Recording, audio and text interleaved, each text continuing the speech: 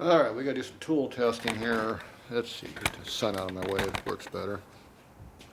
Okay, I see it has a multimeter in here because it's open, semi-open. Let's see here. So this one here is an air compressor. We can test that out. This one here is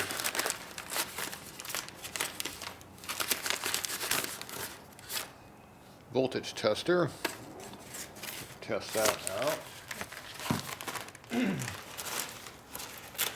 is a smart multimeter. That's what we're trying to use right now.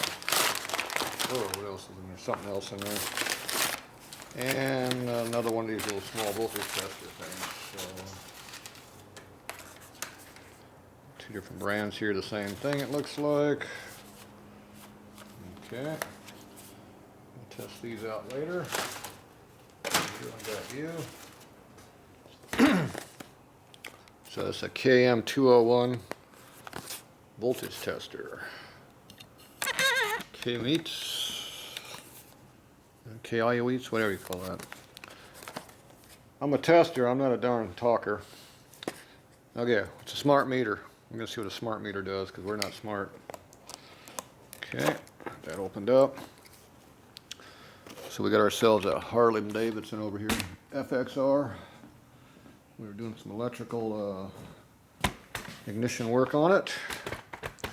So we got a couple of loose wires over here. We're going to look for the hot wire. So these are disconnected off our coil, which we took off already right here.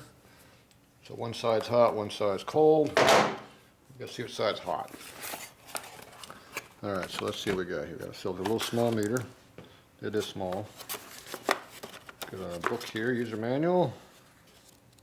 Not very many pictures, so it's not made for me to look at it. And we got some batteries in here, so I guess it's supposed to be battery operated. So that means we got to do a little assembly work now. So I'm going to go over here and do some assembly work over here. Gloves, yeah. Where's that crap? See, I got grease on my hands because I actually work for a living. Okay. It might look like fake dirt, but it's on both sides. Oh, those are gone. Good place for holding the table. Okay, so these have test leads on them. Got a little holder on the back here, that's pretty neat. Get lost. Looks like these aren't really replaceable, so don't break them.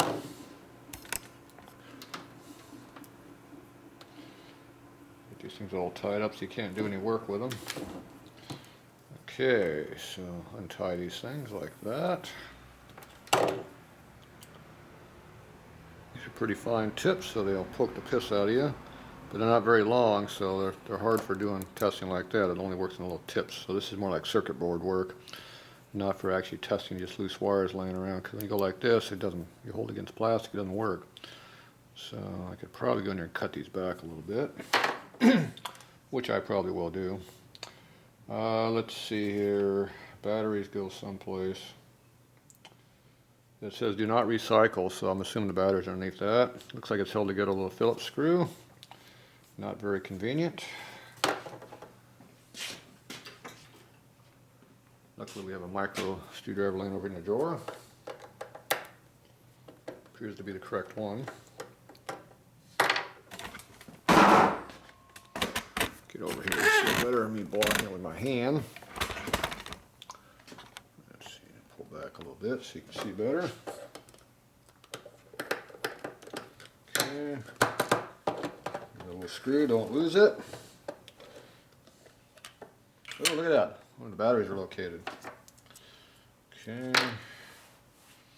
We're assuming that these are fully charged. Never heard of this brand, so probably some China company.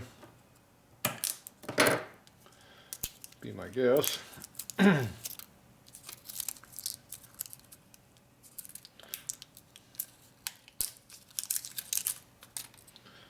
Alright, so you gotta hook these up correctly.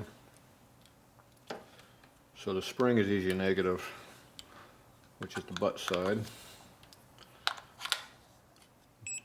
Oh, it went beep, so something happened. Must be power. Do not lose this screw. Put it in the hole where it belongs. And put just light tension. That's enough. Just past quality control. That's what QC means. It's on auto mode. Good, because I'm a stupid dumbass. I don't know how to use it. And I didn't read the instructions either, so now I'm double dumbassed. Okay, so now I'm not a guy with symbols, so I don't know what all these symbols mean either. You got an F and an H. What's F do? Don't know. What's H do? Doesn't do anything. What's that button do? That's probably an off button. Yeah, I figured that out. It's written red. That must be an off button. It's an on button too. It's in auto mode. I'm gonna go with auto because I don't know what those buttons do. It'd be nice if we had an ohm meter in here. I don't know if we have an ohm meter.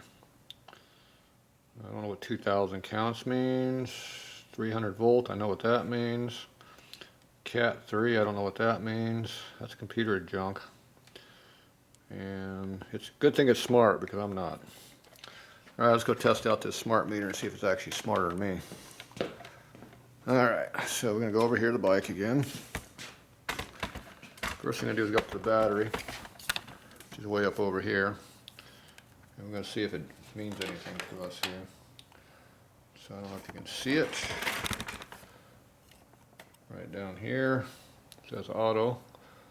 So where's the battery at? There's a post over there, which I don't know what it does. We'll go one there, and we'll go to ground. It says negative 12.79 volts. I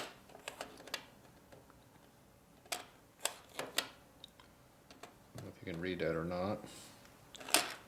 And it's going to fall over if I keep doing that. Oh, it fell over. It's a good thing I had a safety line connected to it.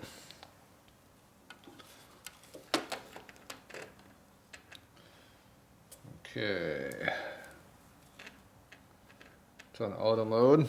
I'm on the battery up there. Go to ground. Negative 12.79 volts. So that means these two leads are reversed. Reverse the leads. Down on the battery up over there. Now the damn thing is in the way, we can't read it. Thing's too small. Doesn't jam in anywhere, we can leave it. Okay, try that again. And our ground. Now it says 12.7 volts in the positive direction. Okay, so smart meter, smart enough to tell we have that. Good. Now let's see if it's smart enough to check ohms. We're going to check the ohms with. Something should be going to ground. Let's check this wire here.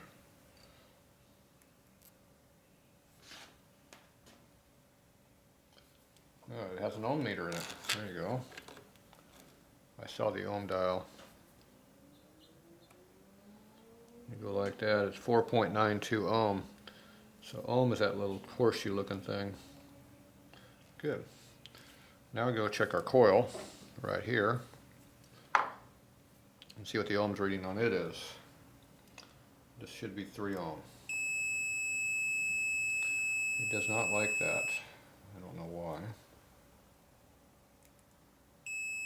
It didn't like it. It does not like checking ohms from coils.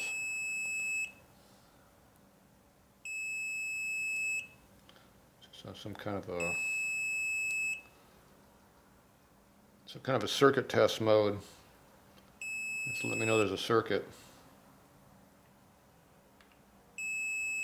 So it's doing an ohm. It's not doing an ohm test really per se. It's letting you know there's a circuit, but it's not telling you what the ohms is, which is the resistance I want to know. It's what I care about. And it's not letting me do that. So what happens if we push one of these buttons? What's that do? Doesn't do a damn thing. So that didn't help me any.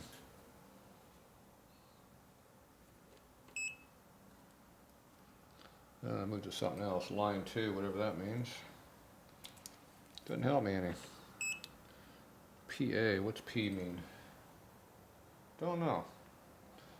Doesn't tell me a damn thing, so we don't like that one. What's next? Auto.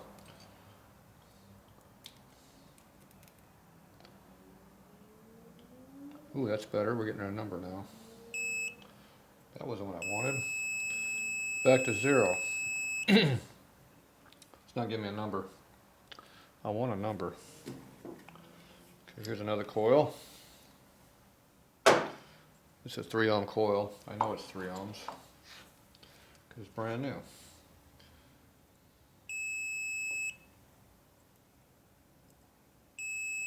So I know both sides are connected, but this should not be connected. It is connected. Okay.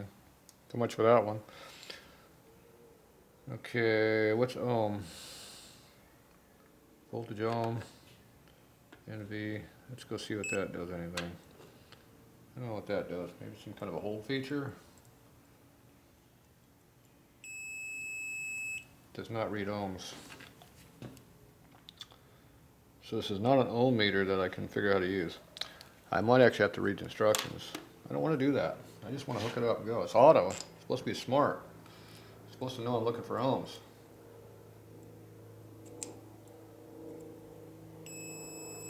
Okay, well, that doesn't work. Okay, next thing we're going to test is voltage from the bike. See if we have any voltage. That says M and ohm. So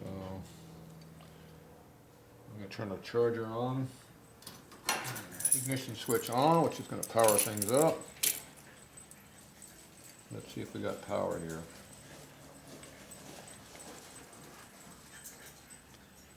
So they got 0.7 volts.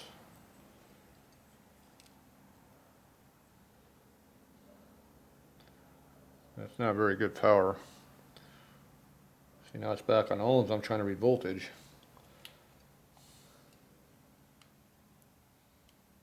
Put this one up here. Ah, there's your hot wire. 12.74 volts.